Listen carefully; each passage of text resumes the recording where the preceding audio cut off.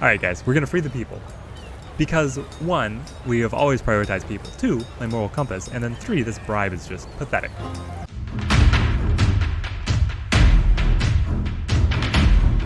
We're back in Patron with a number of expansion projects that we really want to get going, but to be able to facilitate those, we need more population. So we are going to enact the immigration incentive.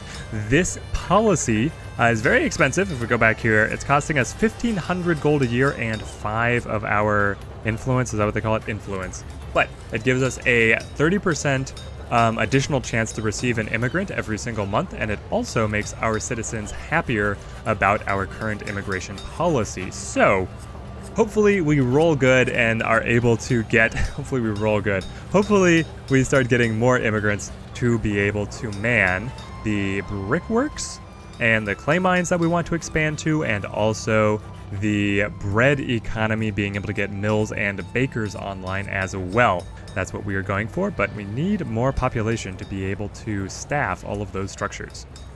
Something really weird is happening visually where there's still the glow on some objects as though I had it selected, and then it seems to be inconsistent, like it pops in and out.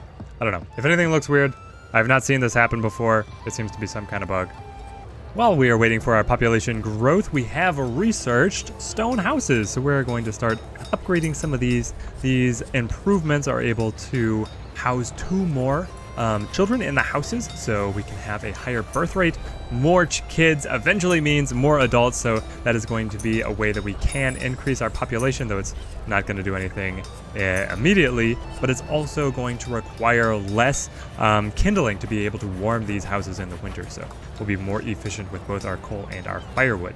And as I am going through checking these for upgrading, this row of houses right here seemed very weird because they were all critically low in terms of luxuries. And we have huge stockpiles of all the luxuries, but when you hover over the residence, it's just 2 kids. In all of these, there's just 2 kids. I have no idea how that happened because I haven't had a plague, I haven't had deaths from old age of the parents. That's not here in the annuals. We did have the riot though. The clergy is not pleased. We'll build a church when we get around to it. Yeah. I have researched the church. We're going to get to that next. But I think what may have happened is that after the riots, because of low safety, the parents left and then they just left their kids, which is like the creepiest thing that I've ever seen in this game. This whole neighborhood is only kids. And because there's no adults to bring in luxury resources, they get critically low here. So we're just waiting years for these guys to age up and then be able to be a functioning household. But looking at the church, which has been researched, we have the church here. And it looks like the church is about the same size as the market. So it fits very nicely within other housing developments. So my idea over in this kind of corner of the map is to set up houses in this 3x3 grid and then leave the middle open. And so if you build all the houses around, then you can smack a watchtower down in the middle or some other kind of benefit building in the middle. And then for the other zones, you can build markets, churches. Later on, we're going to research inns and schools and be able to have those on kind of street corners with houses still all around them. And I think that's going to allow us to have a very efficient setup in terms of housing. Now, to be able to build this church, we have to get bricks. So it looks like we need to set up our clay pits and the brickmakers as soon as possible to be able to make our progress. So get the clay pit here. We'll build them over here, and then we will get the, where is the brickmaker? The brickworks. The brickworks is going to go right here next to our whole setup of warehouses. Should be pretty efficient to set them up there, and we do have enough population to go ahead and invest in this new industry without putting too much strain on what we have set up already. Then let's go ahead and connect these paths, and the brickworks is up and running. So what do we got here? Okay, so these are taking from miners, so it's a shared pool. They automatically assign somebody over here, taking tools, stone, and coin to be able to produce clay. Now we can upgrade this, and we'll also have expansion slots to be able to fit more workers in here. Right now we only have 1, bringing up 400 clay for us at a cost of tools. We should be fine. Toolsmith, you're doing good. Oh, you're down to 1. Maybe another. Citizens are leaving. Why are citizens leaving? What's going wrong? The happiness is fine all around. Why do people want to leave? Anyway, if they leave, it probably will not be very many people. The brickworks will add the... okay. So here we're looking at spending money, clay, and coal. Crucially coal to be able to produce bricks.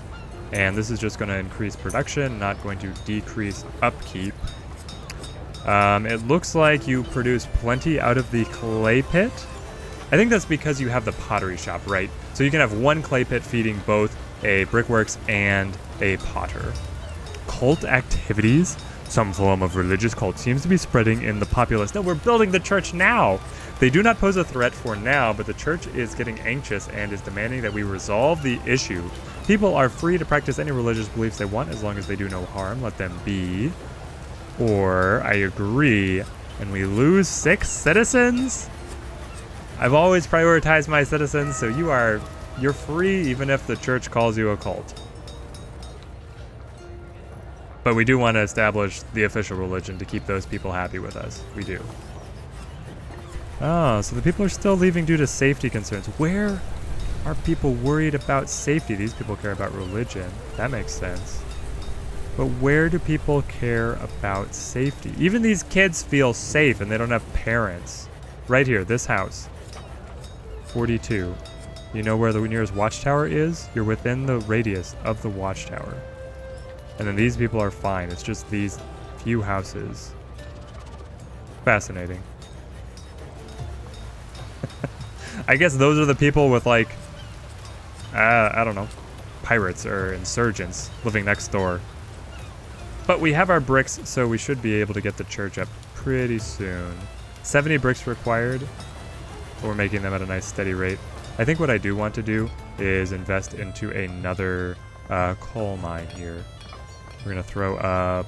this whole area is very ore rich, so we're going to go into another coal mine right here. Be able to bring my grid in. Yeah, we'll just put it right next door.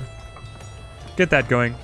If the brickmaker is going to draw on coal, we can also use coal for heating our houses, and it gets pulled into a couple other industries as well, like the tool makers. So that will alleviate the strain on the firewood if we are able to heat our homes with coal. One thing I am a little concerned about is our supply of wood. So I think it's time to make our first foray over the river here into this forested area to be able to support more forester huts, because we're kind of hemmed in here. We got this guy over here. Expanding in this direction would cramp our expansion of our residential. And then we have these guys here. I might have been able to place them more efficiently to fit 4 in this zone. It feels like I should have, but as it is, without relocating anybody, we're going to need to expand over here to have them working at high efficiency. So, roads and bridges, large stone bridge, build our grid. I mean, let's go with the biggest and the best. If this is going to be our first attempt crossing. Here we go. Oh, this takes up so much wood. 130 wood. There we go. We got it done. And we have 3 wood to spare right now. 3 wood to spare. Okay, so let's build up our path to it. And then let's figure out where we're going to put these forester huts. Unfortunately, forester huts do cost wood. You have to use wood to make wood. This feels like a good intro, and then we can throw out some more over here and some more up here. So that'll be the general plan. But right now I'm just going to go for 1. Bring the road over to him. And then we need a depot so that we can at least...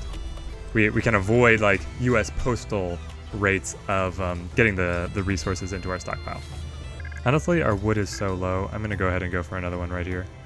But I want to see when this one's done, what its radius is, before I smack down another. Time to retire. Well, this is new. A self-proclaimed pirate of the high seas wants to retire in our city. And he's willing to pay for the privilege, as he calls it. What should I tell him, sire? So we can gain 5 citizens and some money, but cost the safety of our entire area. Or we can ship him off. I mean, I really like being able to get the new citizens, even if it takes the safety penalty. Do we have enough houses for everybody? Well, we have just enough. Excellent. Let's go over here, fix our housing problem, and then look at the brand new spanking church.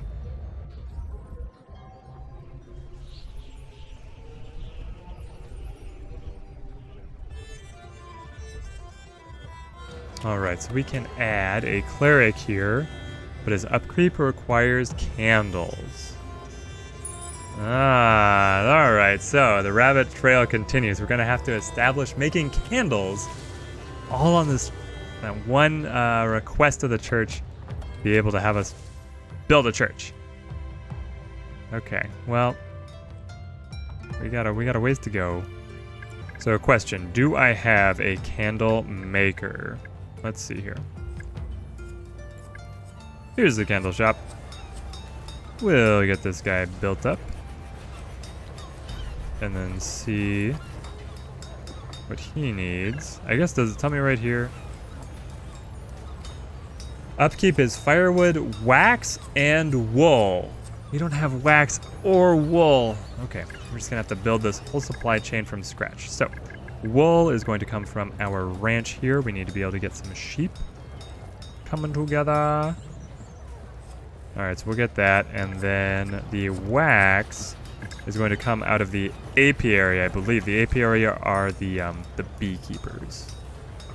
So we'll put down an apiary right here. The apiary does better in forested areas. The bees like the trees. But they like specifically, what does it say? Bees like fruit trees. So I'm placing it down next to the orchards. There's actually research that you get where the orchards will do better if they are next to the apiary. So I'm going to do this, and I'm also going to see, like, maybe if we build another orchard over here, if that will improve the efficiency of the apiary. I want to see if, like, do the orchards count as trees for the sake of the apiary, basically. And then over here, we want to start our sheep. We have plenty of money. We're going to buy a large stock. Ooh, but this sheep eat so many oats. Oh my gosh. Okay, so the chickens are doing fine. How many oats do we have in stock? We have 300 oats in stock. That is not good enough. That is definitely not good enough. Okay, we're going to want to have another farm to be able to get more oats. Okay, so we're going to get that down. This goes to oats. Let's check out the apiary. Yes, producing honey and wax. The efficiency is 75%. We can improve that efficiency right here, right now. Get that going. And so apiaries actually also take farmers. That's interesting. So at max here, we are producing about 400 wax. Now, if we stock up the candle shop, or we staff the candle shop, how many jobs are we at? Oh, we're good.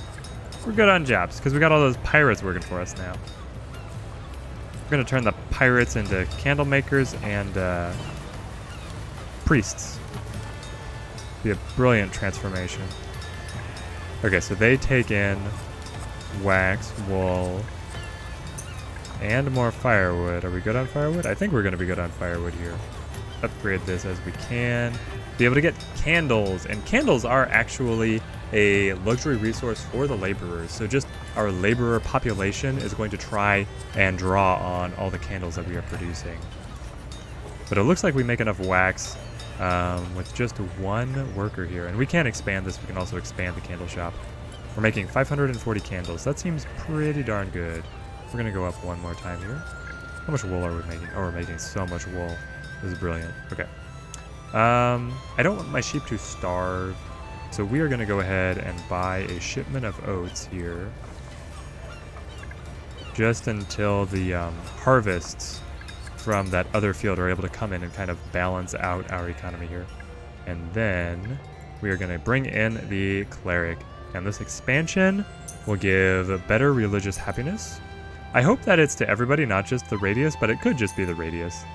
Which is unfortunate, but this is the area that we want to do all of our expansions of new housing developments in.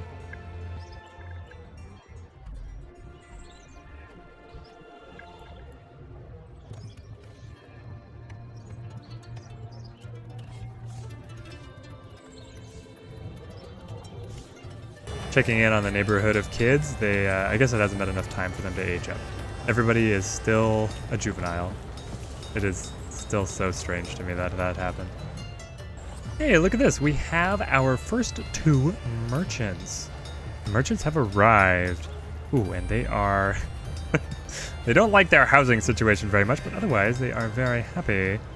We are not producing any luxury resources that they are interested in. We might want to look into that. They like cider, combs, decorations, and oil lamps. I'm researching stuff to be able to get oil lamps right now. That is an alternate option out of the tool makers. We'd have to build another tool maker to get those and set out like a whole new supply chain. Decorations, I don't even know where those come from. Combs, I believe, come from the jewelry shop. And then cider is just going to be distilling apples, and we do have an apple orchard. Maybe that's the way that we go. I mean, what is a good frontier town without any alcohol? We've been a dry town, a very boring town up to this point.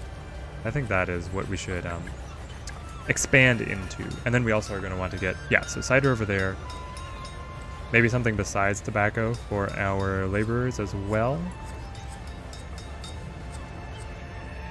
Housing is low. I think that means that the merchants want to live in a stone house, but they don't really control like where they live. You can terrible year for crops. We're finishing up the normal production census, sire. Things are looking grim. We're below expectations and people are growing restless. A bad year is not their fault. Settle the differences from our treasury. We can't have people skipping their dues. They can make up the difference in gold. So we lose 100 wheat. I don't mind if we lose food. We have a huge stockpile of food. And it makes people happier. We'll do that. Or we kind of need to start to make the, back on the merchants. To make them happy, we're going to have to start upgrading things to stone houses. But it has to be specifically the house they're living in. So there's going to be a lot of upgrades that are just kind of, you know, put a peasant in a stone house is kind of above what they care about. But the stone house does allow them to have a larger family and allows us to pay less in terms of kindling and heating those houses. So it's going to be beneficial anyway. It's just going to get expensive in terms of stone, lumber, and coins. We have the coins. I guess we can always send in a shipment of more resources if we need to. I never thought that I would be pulling in lumber, per se, when there's just forests all around us, but that is kind of where we're at. Yeah, I'll bet none of the kids are... We can skip this neighborhood. None of the kids are going to be the merchant. Alright, inventory space is low. Well, that's a problem that I like to have here, so let's set up some more warehouses. Be able to hold all of our precious, precious goods. I think I'm going to whack them down here. Kind of keep them centralized here. A little dinging. I can see getting annoying pretty quickly here. Let's build 3 of them. And then extend the road here. There we go. 3 should be fine for a nice long while. But that doesn't mean that we're running surpluses on a number of things. We've racked up so many tools, so much iron, plenty of firewood, tons of food, tons of herbs. We should sell some herbs to the mainland for old time's sake.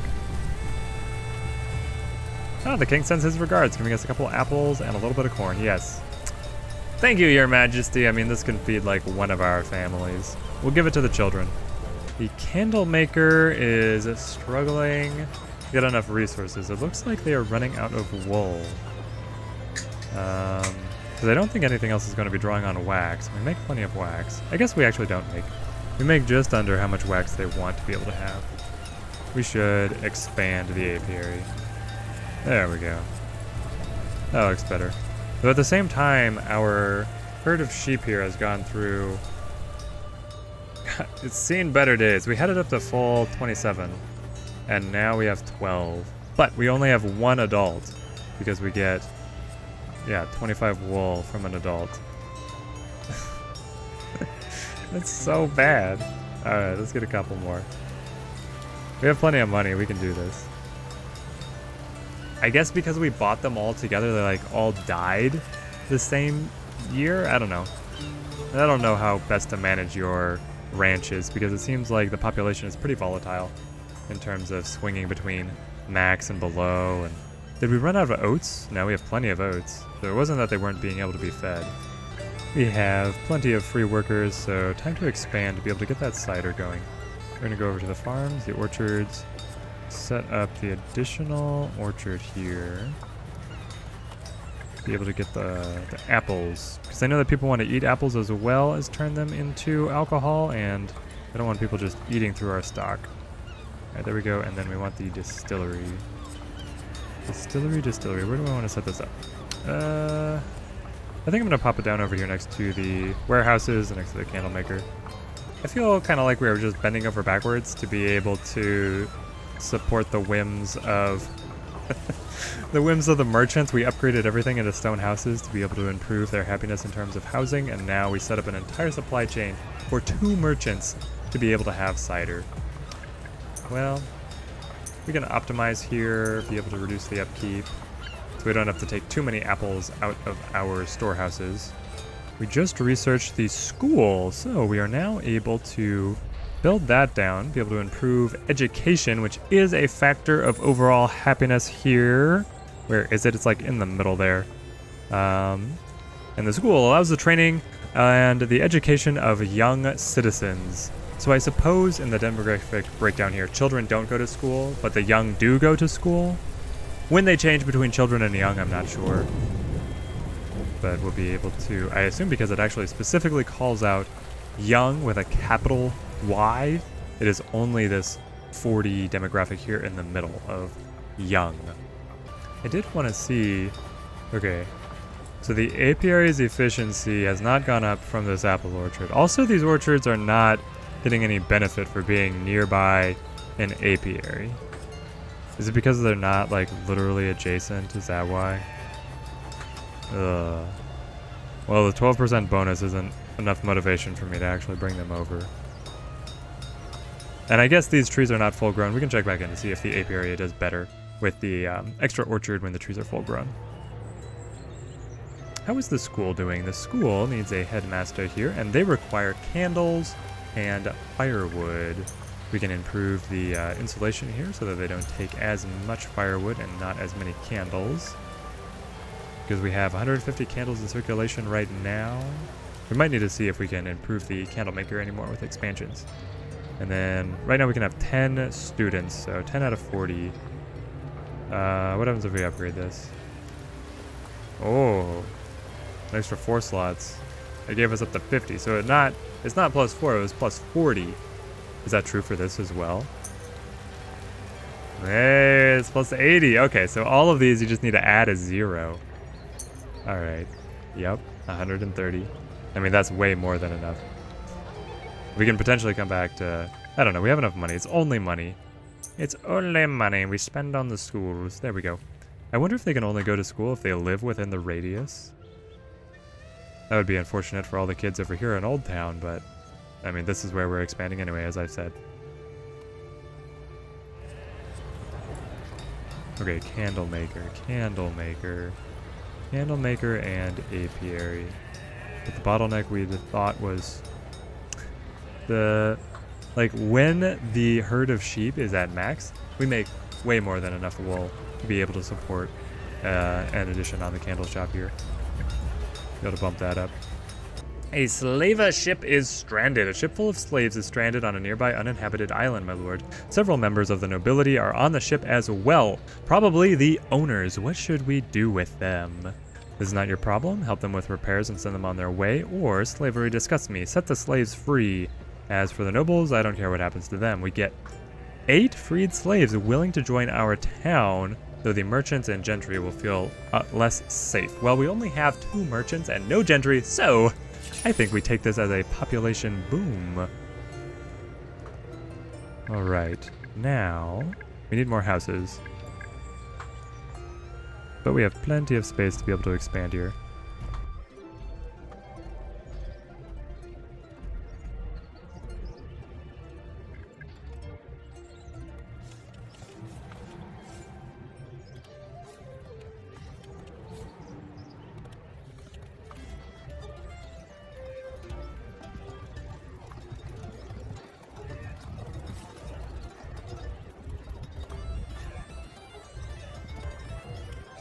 We are in the final year for this episode, and at the beginning I promised that we were going to go into the bakery and the windmill, and just here at the end we were able to get the shot in the arm of population that we needed to start setting those things up. So let's go for it. We're gonna get the windmill going here, put it in right next to the stockpile. Be nice, and then we can get the, where are you, bakery. Bakery. I'll keep the bakery over here next to the rest of our warehouses. And then we just have to figure out what it takes to optimize these structures. Windmill is up. It does receive a bonus to production for being next to the field, but because that bonus doesn't work for this orchard being next to the apiary, I'm not counting on it really being there. Then let's optimize here. Let's see. Do we have wheat stockpiled? We've had one field producing wheat up to this point for a while. So for a couple seasons. There's wheat. Right now we have 0 in stock. 0 in stock. Okay, so this field has been making wheat. 700 wheat harvest. And none are in stock. That means people are just eating wheat. Let's see. Is this in their food inventory? Where would it be? I guess if there wasn't any in inventory, it might not be over here. Oh, okay. So if we have to compete with people just eating, I guess they like their creamed wheat. We're going to go over here and be able to set up another field. Cult activities. Some form of religious cult seems to be spreading in the populace. They don't suppose a threat for now. We already had this. I don't want people to disappear. Freedom of religion. And then, yeah, be able to get this additional field going. Which would be a wheat field. Okay, so what does production look like for the mill? We are spending 140 coins and taking in 350 wheat, which we now know is an edible commodity. And we are producing 720 flour. 720 flour. So it is basically doubling the amount of wheat, but you're spending a worker to be able to gain 370 food for flour. Is flour going to be edible? Let's see. If we go to the stockpile, go down.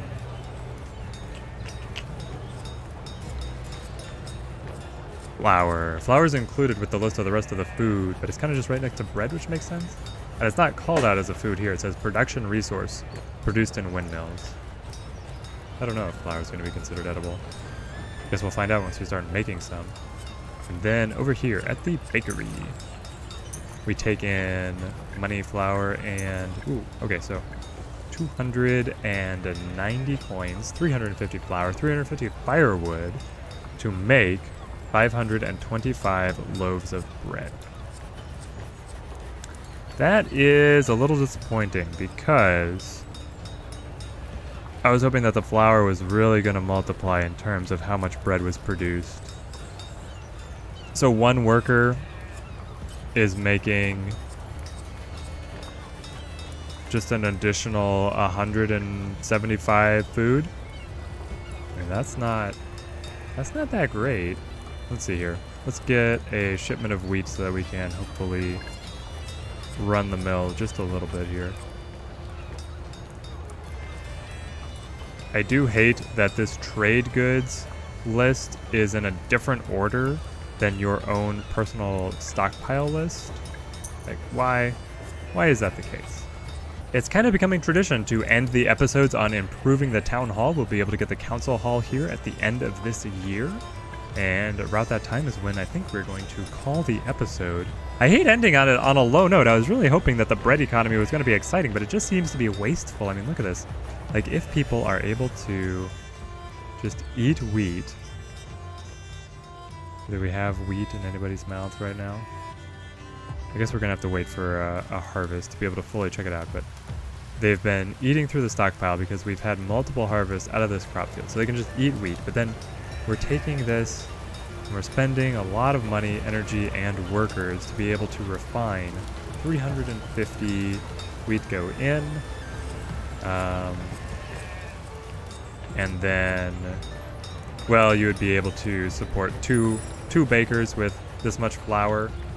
So then 1,000 bread comes out for 350 wheat going in, so that means you made 650 wheat for 2 workers. Traffickers.